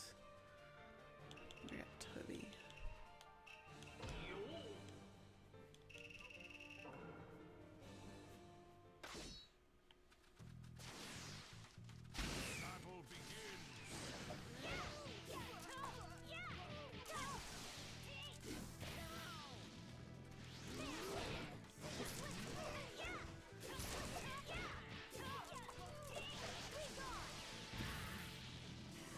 In fact, actually, because I might actually be able to do 4 days of straight streaming.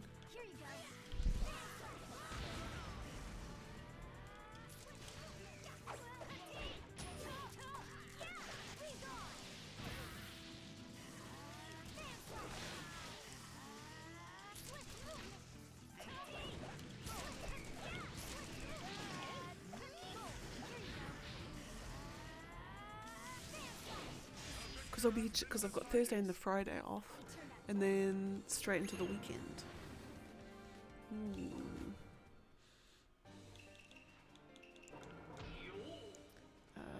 Right, Sasuke and Chia.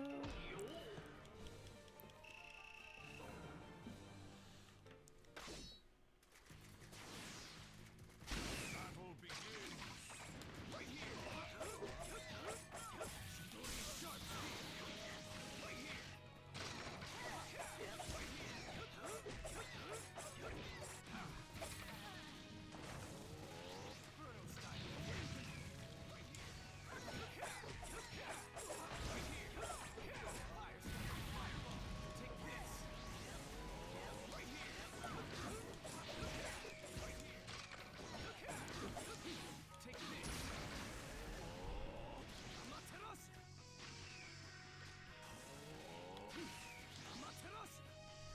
Lovely.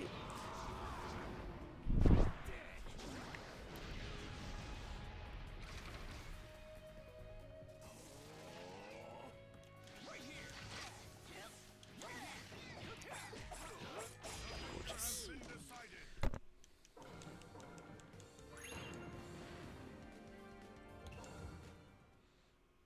And Chia. Battle begins.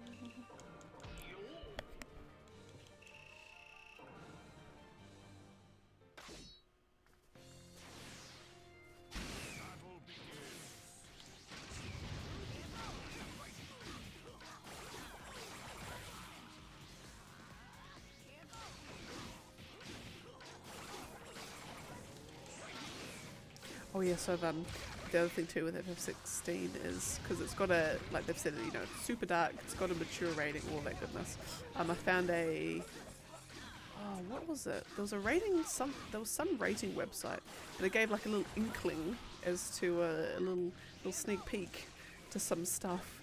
But so we've got hands being cut off, we've got people being stabbed through the shoulder during interrogations, we've got throats being slit, we've got some filthy content. We got some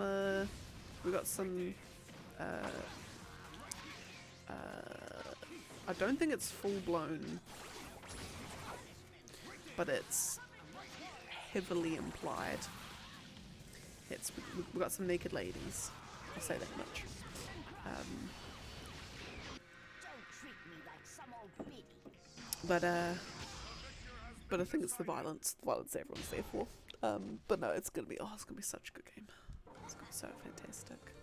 I'm probably, as soon as June hits, just FYI, I'm probably gonna become insufferable to the point that all I talk about is this game. And so I do apologize almost like 3 months in advance. Do deeply apologize for it. Battle begins.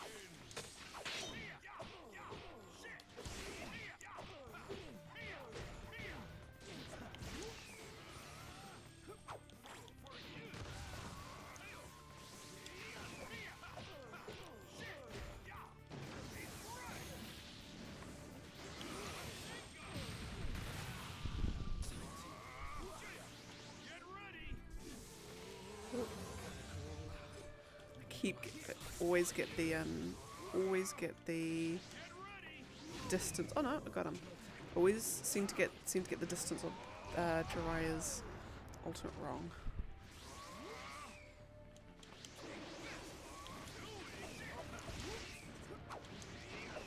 Here we are, lovely jubbly.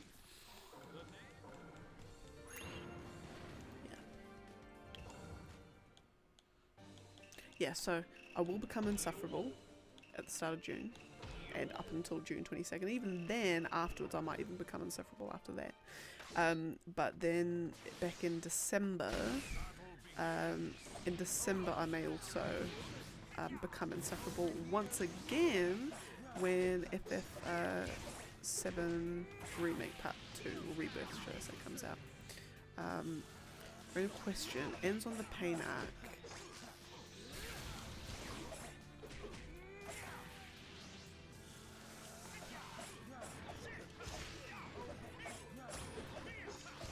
Yes, it does.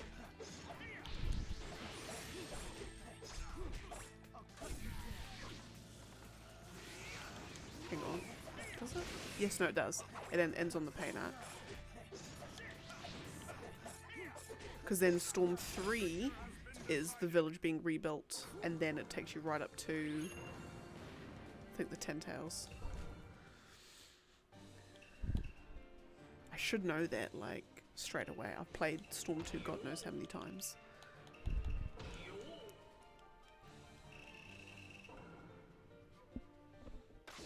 Yes, yeah. So no, yeah, there's goes up to the pain arc.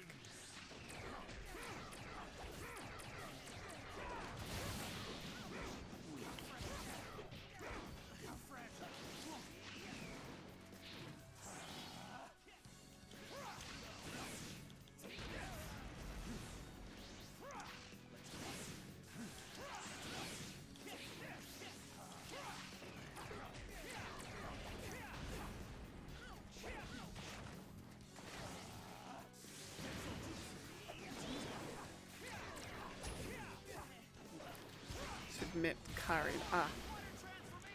Who's probably the most, I think, is Karin even more thirsty for Sasuke than Sakura and Ino combined? I feel like she is. I feel like she is just so incredibly thirsty. It's incredible how she even functions.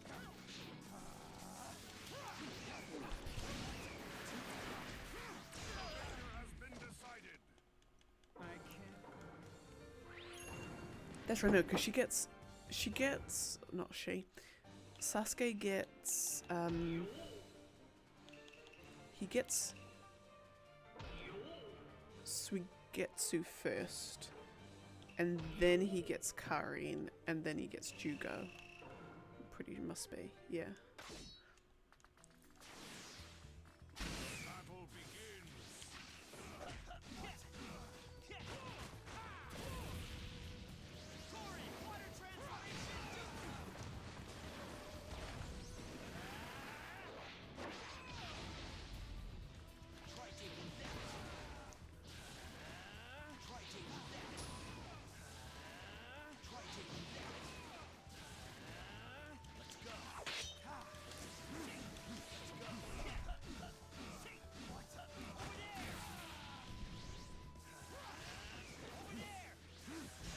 Yeah, so no. So long story short, if you watch to the pain arc, then Storm 2 shouldn't spoil anything. I don't believe.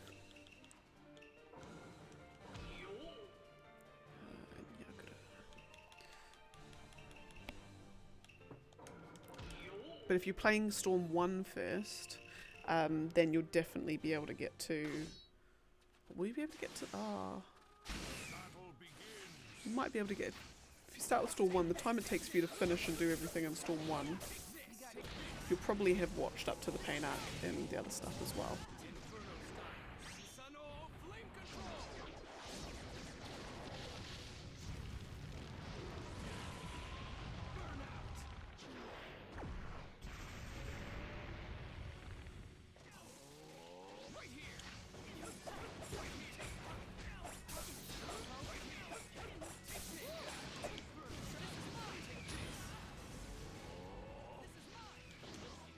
But I will say though, I think Storm 3 is probably the best in not only that trilogy, but with including Storm 4 as well. I actually super highly rate Storm 3. Just went back to the... Did he? I think there might have been a filler I skipped. Dang, didn't realize that.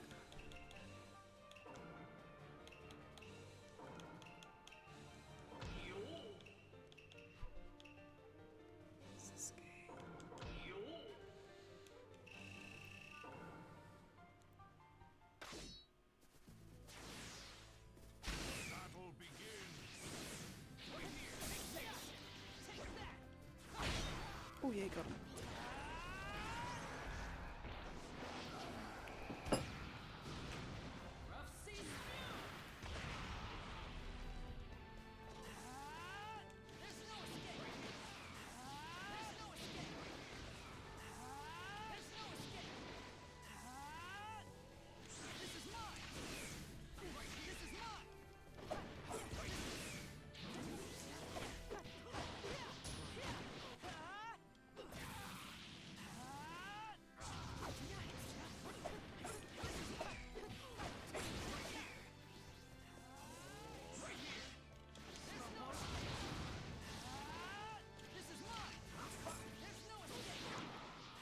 almost got it, man.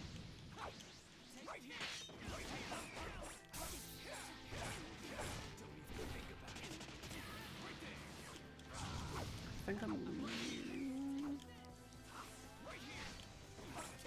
Oh my goodness, Sasuke, just chilled your beans. There we go. Alrighty ho. I think... might call it a day there. Which we should have.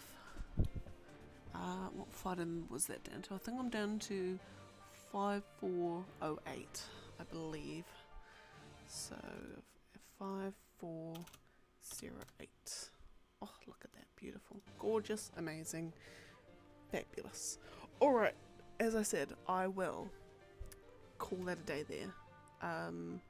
I will be back on Thursday for day 76, where we're going to do more stuff, and then Thursday will be won't be East, actually. It will be, or should I just jump straight into East? No, I'm going to take a week's break on East, and then Friday will be Trails. No, that was already Friday. Saturday will be Trails 2 again, and day 77 of Naruto next Sunday. Alright, I'll leave it there. Thank you so much for joining. Hope you have a fabulous afternoon, morning, night, evening, midnight, 2 a.m. in the morning, where's you is. Stay well, stay rested, stay fabulous, stay fruity fresh. I will see you all next time. Bye.